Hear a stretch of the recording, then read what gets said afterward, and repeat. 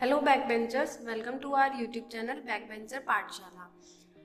आज हम संस्कृत के एमसीक्यूज पर चर्चा करेंगे। जो भी हमने अभी तक जो टॉपिक संस्कृत में पढ़े हैं, जैसे कि वर्णमाला में हमने माहेश्वर सूत्र पढ़े थे, स्वर, व्यंजन, प्रत्याहार, इनसे रिलेटेड जो भी क्वेश्चन अभी तक के जो मोस्ट इम्पॉर्टेंट क्वेश्चन है जो यूपी टेट की परीक्षाओं में बने हुए हैं या विभिन्न टेट एग्जाम में आए हुए हैं, उन पे आज हम चर्चा करेंगे। तो शुरू करते हैं। आज का हमारा पहला क्वेश्चन है, निम्न में से कौन स्वर का भेद नहीं है। तो देखिए, मैंने आपको स्वर जब पढ़ाए थे तब मैंने पढ़ाए थे कि स्वर जो होते हैं वो तीन तरह के होते हैं, ह्रस्व, दूसरा दीर्घ और तीसरा प्लुप्त। अब देखिए, आपको शो हो रहा होगा कि उसमें आपको ऑप्शन में दिए हुए हैं कि अंतस्थ। अब देखिए, अंतस्थ क्या होते हैं। अंतस्थ जो होते हैं वो हैं आपके व्यंजन। तो देखिए, स्वर क्या है हमारे, ह्रस्व स्वर, दीर्घ स्वर और प्लुप्त स्वर। तो आपका इसमें आंसर जो है वो डी ठीक होगा। अब हमारा नेक्स्ट क्वेश्चन है कि स्वर कहलाते हैं। तो देखिए, जब हमने प्रत्याहार पढ़े थे तब मैंने आपको बताया था कि जो प्रत्याहार में अ से लेकर के च तक के वर्ण होते हैं वो अच कहलाते हैं। देखिए, आप जब प्रत्याहार अगर आपने नहीं पढ़े तो आप प्रीवियस वीडियो प्लेलिस्ट में या आई बटन में पिन कर दी जाएगी, आप वहाँ से देख लीजिएगा। आप देखिए, अ, ई, उ, ड़, री, लिरी, क,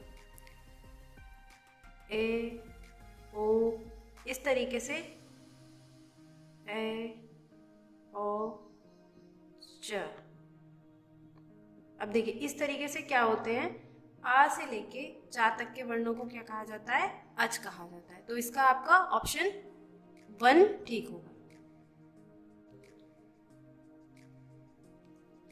अब हमारा नेक्स्ट क्वेश्चन है कि स्पर्श व्यंजनों में वर्ग है। अब देखिए, वर्ग मैंने आपको व्यंजन टॉपिक में पढ़ाया था कि वर्ग कितने होते हैं, 5, कु, चू, टू, तू, उ। इन्हीं को आप हिंदी में जब पढ़ते तो आप कहते हैं क, च, ट, का वर्ग, चा वर्ग, टा वर्ग, ता वर्ग और पा वर्ग। अब देखिए, इसमें आपके का से लेकर के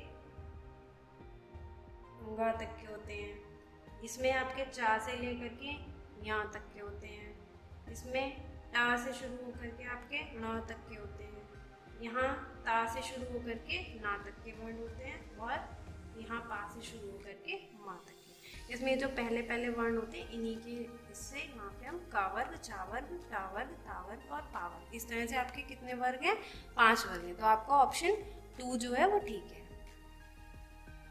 अब देखिए, आपका अगला क्वेश्चन है 4th नंबर का, इक प्रत्याहार के अंतर्गत वर्ण आते हैं। अब देखिए, एक प्रत्याहार कहाँ से शुरू होगा, ई से शुरू होगा। ई से शुरू होकर के ई, ओ, ड़ और री, लिरी और क। अब देखिए, इसमें क्या करा है हमने, प्रत्याहार में आपको बताया था कि पहला और आखिरी वर्ण ले लिया जाता है साथ में, तो ये तो इक बन गया। अब देखिए, इसमें वर्ण तो 1 2 3 4 5 6 आपको दिखाई दे रहे हैं, लेकिन ऑप्शन में देखिए आपको, मैंने आपको जब प्रत्याहार पढ़ाए थे तो मैंने आपको ये बताया था कि इन्हें काउंट नहीं किया जाता। ये जो आपके हलंत्यम वर्ण होते हैं, जो ये लास्ट में हलंत के साथ लिखे होते हैं, इनको काउंट नहीं किया जाता है। तो इसमें आपका ऑप्शन नंबर जो है वो बी ठीक होगा। ठीक है। अब हमारा नेक्स्ट क्वेश्चन है कि अक प्रत्याहार के अंतर्गत आने वाले वर्ण हैं। अब देखिए, अक प्रत्याहार जैसे हमने पिछला क्वेश्चन किया था सेम वैसा ही, अ, ई, उ, ड़ और री, लिरी, क। अब देखिए, इसमें भी क्या है, पहला ले लिया है और लास्ट वाला ले लिया है और इनको हम काउंट नहीं करते हैं। तो इसमें देखिए अ, ई, उ, री और लिरी, इस तरह से आपका जो पहला ऑप्शन है वो ठीक हो जाएगा। नेक्स्ट क्वेश्चन है कि यण प्रत्याहार के अंतर्गत आने वाले वर्ण हैं। अब देखिए, यण प्रत्याहार के अंतर्गत मैंने आपको व्यंजन पढ़ाते समय बताया था कि जो यण प्रत्याहार होता है उसमें क्या आते हैं, आपके अर्ध स्वर आते हैं या फिर अंतर। यण प्रत्याहार के अंतर्गत क्या आते हैं, अर्ध स्वर, या फिर अंतस्थ व्यंजन। अब अंतस्थ व्यंजन क्या होते हैं? य, व, र, ल। आप देखिए इस तरह से आपका जो दूसरा ऑप्शन है वो ठीक हो जाएगा। अब देखिए जो हमारा 7th क्वेश्चन है उसमें है ओम में प्लुत स्वर है। देखिए प्लुत स्वर की डेफिनेशन मैंने आपको बताई थी कि जिन स्वरों में बोलने में हमें सबसे ज़्यादा समय लगता है या जो त्रिमात्रिक होते हैं। देखिए ह्रस्व स्वर जो होते हैं वो एक मात्रिक होते हैं, एक मात्रा काल का समय लगता है। जो दीर्घ स्वर होते हैं वो द्विमात्रिक होते हैं और जो प्लुत स्वर होते हैं हमारे वो त्रिमात्रिक होते हैं। अब देखिए तो ओम में जो हमारा प्लुत स्वर है वो क्या है? ओ। ओ को ही हम बहुत देर तक टाइम लगा करके इसका उच्चारण करते हैं। तो ओम में हमारा जो 4th ऑप्शन है वो ठीक है। नेक्स्ट क्वेश्चन है हमारा कि ऊष्म व्यंजन है। अब आपको 4 ऑप्शन दिए हैं तो उसमें पूछा है आपसे कि ऊष्म व्यंजन कौन सा है। तो देखिए ऊष्म व्यंजन क्या होते हैं? जो शल प्रत्याहार होता है उसमें ऊष्म व्यंजन आते हैं आपके। अब शल में क्या आता है? श, स और हा। अब आप ऑप्शन में देखिए आपको कौन सा मिल रहा है? हा मिल रहा है। य तो आपका अर्ध स्वर हो जाएगा। ड और धा जो है वो आपके वर्गीय व्यंजन में आ जाते हैं। तो इस तरह से आपका ऊष्म व्यंजन क्या है? हा है। तो आपका 3rd ऑप्शन ठीक है। अब देखिए आपको दिया है त्रिमुनि व्याकरण में कौन नहीं है। अब देखिए त्रिमुनि कौन है संस्कृत व्याकरण के?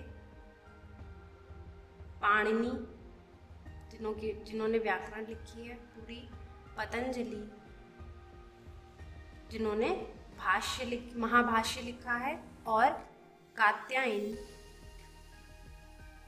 जिन्होंने वार्तिक लिखे हैं। तो ये होते हैं आपके 3 त्रिमुनि संस्कृत व्याकरण के।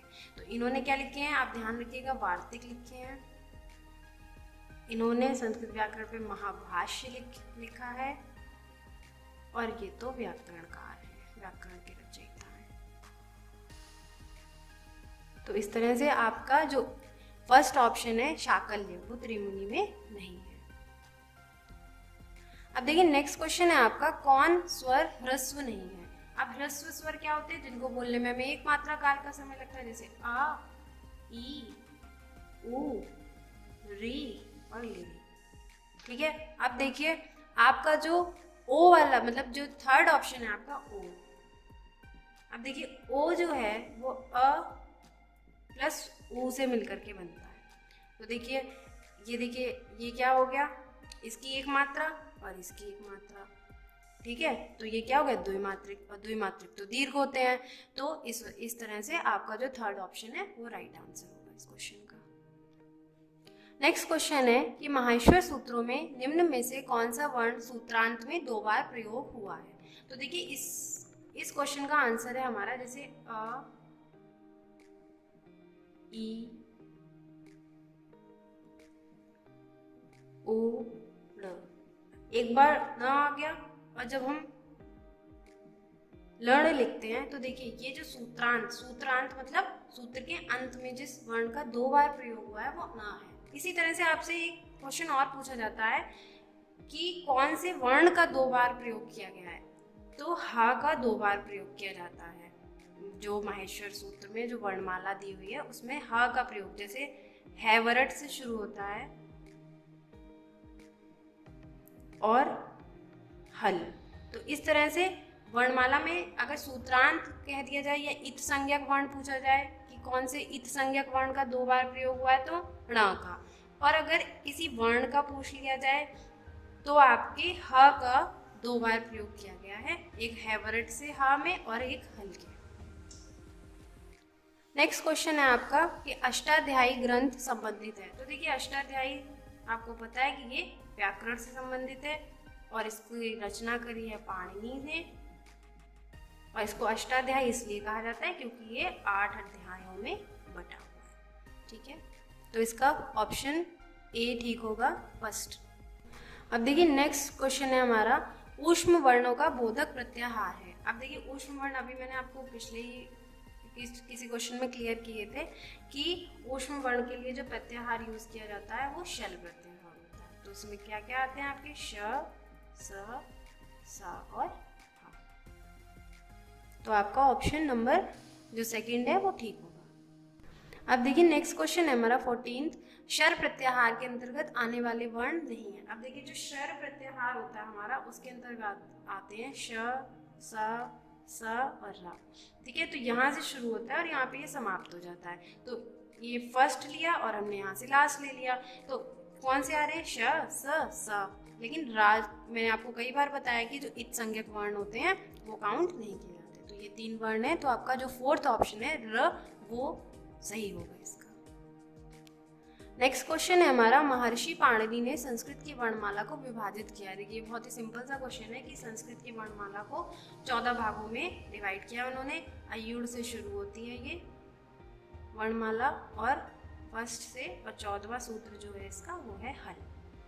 ठीक है, तो आप ध्यान रखिएगा कि ये 14 खंडों में विभाजित है। तो ये आज की हमारी ये जो 15 मोस्ट इम्पॉर्टेंट क्वेश्चन है, ये कई सारे टेट एग्ज़ाम में प्रीवियस ईयर में आ चुके हैं। तो आप इनको प्रैक्टिस करें और इस वीडियो को लाइक करें, हमारे चैनल के साथ जुड़े रहें, लाइक करें, सब्सक्राइब करें एंड शेयर करें।